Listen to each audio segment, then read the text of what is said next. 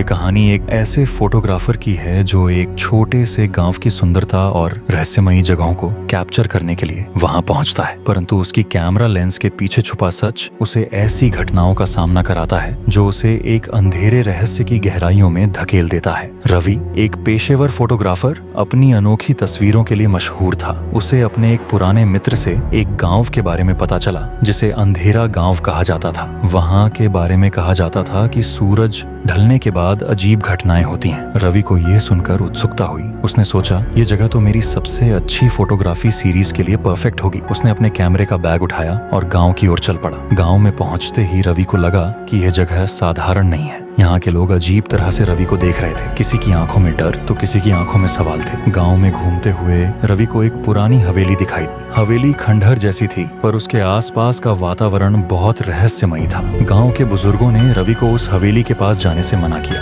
वहां जाना मत बेटा, वहां बुरी आत्माएं रहती हैं, एक बूढ़ी औरत ने कहा। परंतु रवि एक फोटोग्राफर था। रहस्यमयी जगहों को अपने कैमरे में कैद करना ही उसका जुनून था। उसने उन चेतावनियों को नजरअंदाज किया और रात को हवेली की ओर निकल पड़ा। हवेली के अंदर घुसते ही रवि को अजीब आवाजें सुनाई दी। उसने अपने कैमरे से तस्वीरें लेनी शुरू की। हर तस्वीर में कुछ न कुछ अजीब कैप्चर हो रहा था। एक तस्वीर में एक परछाई दिख रही थी, दूसरी तस्वीर में एक बूढ़ी औरत का धुंधला चेहरा। जैसे जैसे वह और तस्वीरें लेता गया, हवेली की खामोशी डरावनी होती गई। तभी रवि ने महसूस किया कि कोई उसके पीछे खड़ा है। उसने मुड़कर देखा, पर वहाँ कोई नहीं था। हवेली से लौटकर जब रवि ने अपने कैमरे में कैद तस्वीरों को देखा तो उसके होश उड़ गए। तस्वीरों में वो चीजें थीं जो उसने अपनी आंखों से नहीं देखी। एक तस्वीर में एक आदमी की परछाई थी जिसके हाथ खून से सने हुए थे। दूसरी तस्वीर में एक औरत रो रही थी और उसकी आंखों से खून बह रहा था। रवि को समझ नहीं आया कि ये सब क्या है। उसने सोचा, क्या मेरा कैमरा कोई और सच्चाई दिखा रहा है? अगले दिन रवि ने गांव के लोगों से बात की। एक बूढ़े आदमी ने उसे बताया,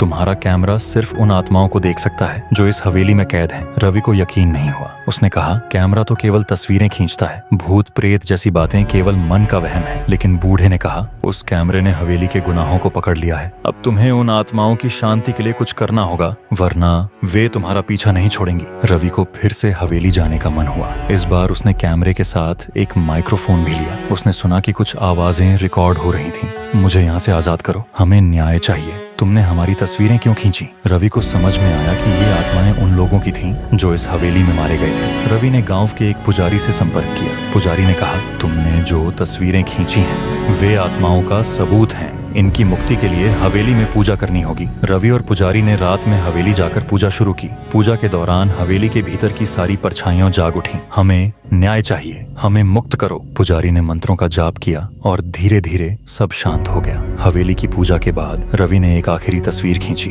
तस्वीर में वह सारी आत्माएं मुक्त होती हुई दिखीं, लेकिन रवि के कैमरे में एक और रहस्यमयी चेहरा कैद हो गया। यह चेहरा उसी बूढ़ी औरत का था जिसने हवेली के पास जाने से मना किया था। रवि ने फैसला किया कि अब वह कभी भी ऐसी जगहों पर नहीं जाएगा जहां आत्माओं का वास हो। लेकिन वह यह भी समझ गया कि हर तस्वीर केवल एक दृश्य नहीं, बल्कि उसके पीछे की कहानी को बयां करती है। इस घटना के बाद रवि की तस्वीरें और भी रहस्यमयी और प्रसिद्ध हो गईं, परंतु उसके दिल में अब भी यह सवाल था, क्या वह हवेली सच में शांत हो चुकी है या कुछ रहस्य अभी भी बाकी हैं?